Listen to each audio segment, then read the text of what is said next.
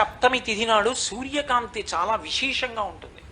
అటువంటి సప్తమి తిథి నాడు రథసప్తమి వచ్చినప్పుడు ఆ జిల్లేడాకులు రేగుపళ్ళు తల మీద పెట్టుకుని నమస్కారం చేసి సూర్యుడికి స్నానం చేస్తారు. ఎందుకు అంటే సూర్యబింబంలో ఉండేటటువంటి ప్రాణశక్తిని పుచ్చుకుని జిల్లేడాకు ఇక్కడ ఉండేటటువంటి గోరువెచ్చటి ఆ బ్రహ్మస్థానము నుండి ఆ లోపలికి ప్రసారం చేస్తుంది. దానివల్ల ఎదర వచ్చేటటువంటి విశేషమైనటువంటి వేడిని తట్టుకోవడానికి కావలసిన శక్తి వస్తుంది.